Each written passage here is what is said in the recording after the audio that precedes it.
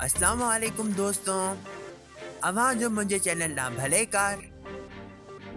त तव्हां सभिनी खे ख़बर आहे त डेस्कटॉप पब्लिशिंग सॉफ्टवेयर छा कंदो आहे, पर घणो करे सभिनीनि खे हिन सॉफ्टवेयर जे टूल्स ऐं फीचर्स खे इस्तेमालु करण जो मक़सदु नाहे ख़बर हूंदो।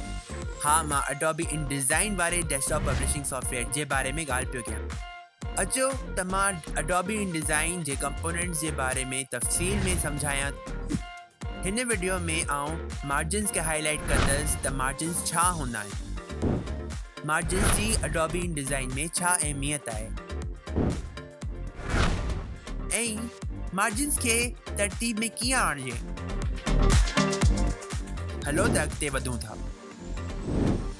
त मार्जिन्स छा हूंदो आहे?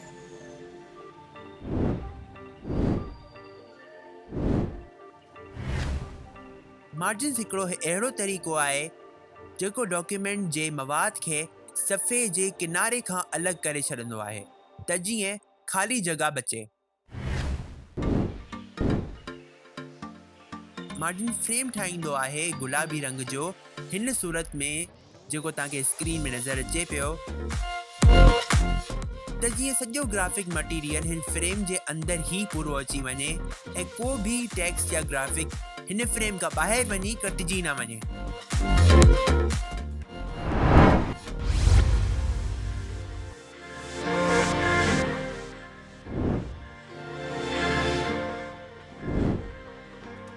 मार्जिन्स जी अडोबी InDesign में छा अहमियत आहे? मार्जिन्स इलाही ज़रूरी आहे छो त उहो पढ़ण वारे जी पहिरीं तासीर तय कंदो आहे। हलो त का बि किताब अवां खणी वठो ऐं जीअं तव्हां किताब खोलींदा त अवां खे ही ख़ाली जायूं नज़र ईंदियूं। ही ख़ाली जायूं पढ़ण वारे खे मार्जिन्स जे अंदरि टेक्स्ट पढ़ण खां पहिरीं वक़फ़ो ॾींदा आहिनि। हिन ख़ाली जायुनि जा इलाही सारा फ़ाइदा आहिनि, जीअं त पढ़ण वारो किताब झलंदे महिल आङुरियूं पंहिंजियूं हिन ख़ाली जायुनि ते रखी सघे। ॿियो ही ख़ाली जायूं पढ़ण वारे खे हिते नोट्स लिखण जो मौक़ो बि ॾिए थो। ॿियो इहो बि फ़ाइदो आहे त पढ़ंदड़ माण्हू हिन ख़ाली जायुनि ते सभई पेजिस स्टेबल भी करे सके थो। हाणे इहो साबित थी वियो आहे त मार्जिन्स पब्लिशिंग डॉक्यूमेंट जे लाइ केतिरो ज़रूरी आहे।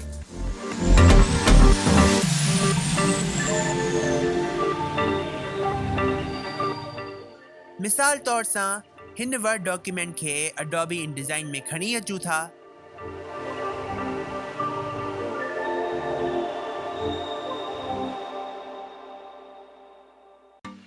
जीअं तव्हां ॾिसी सघो था त ही मार्जिन्स 0.5 इंच जा आहिनि।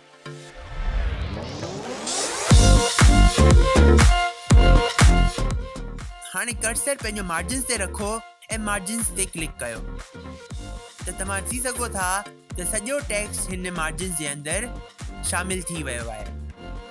सुहिणो पियो लॻे न? जेकॾहिं ही मार्जिन्स न हुजनि हा त छा थिए हा? अचो त ॾिसूं। हलो त हिननि मार्जिन्स खे ख़तम था कयूं ऐं हिन वर्ड डॉक्यूमेंट खे अडोबी InDesign में वरी खां था आणूं।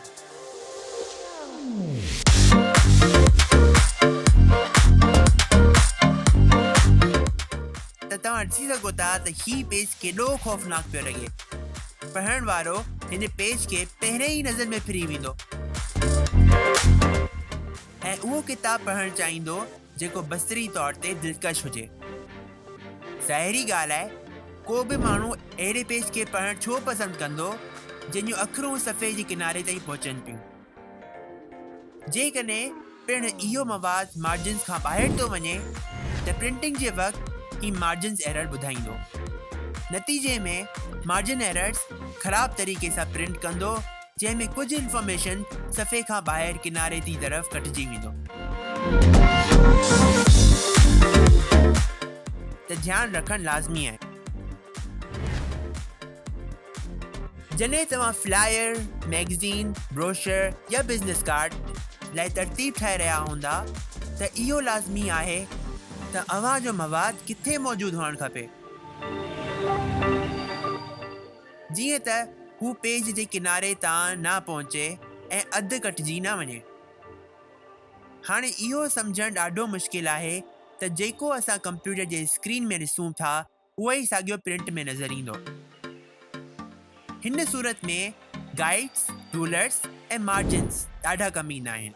पहिरीं अवां मार्जिन्स मियारी तौर सां किनारे खां फ़ासिले में रखंदा, पोइ पंहिंजो मवाद हुन मार्जिन्स जे अंदरि शामिल कंदा।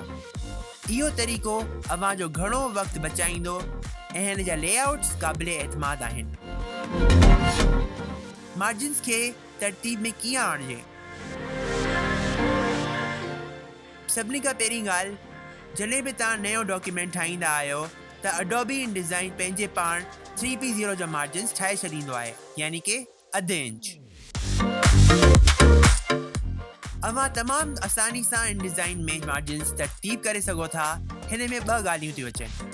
पहिरियों, जॾहिं अवां नयो डॉक्यूमेंट ठाहींदा आहियो त अवां लेआउट मेन्यू ते हेठि स्क्रॉल कयो ऐं पंहिंजी मर्ज़ी जा मार्जिन्स रखी सघो था। मिसाल तौरु अधु इंच या 1 इंच वग़ैरह वग़ैरह।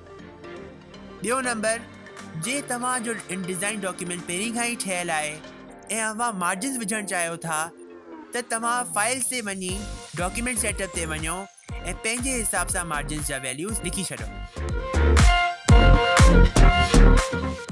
इहो नोट ज़रूरु कजो त जे तव्हां टॉप, बॉटम, लेफ्ट, राइट जा मुख़्तलिफ़ वैल्यूज़ था रखणु चाहियो त हिन चेन वारे आइकन खे क्लिक कजो। उन खां पोइ ही सभिनी खे हिक ॿिए खां अलॻि करे छॾंदो ऐं अवां हर कंहिंखे पंहिंजे मुताबिक़ सां वैल्यूज़ ॾेई सघो था। मूंखे उमेद आहे त अवां खे हिन वीडियो मां इलाही मालूमात हासिल थी हूंदी। मुंहिंजे चैनल खे सब्सक्राइब ज़रूरु कजो ऐं बेल आइकन जे बटन खे ज़रूरु क्लिक कजो त जीअं तव्हां को बि मुंहिंजो अॻियों वीडियो मिस न करे सघो। वधीक मज़ेदार कंटेंट लाइ मोहतात रहिजो त असां अॻी वीडियो में मिलंदासीं। अल्लाह हाफ़िज़।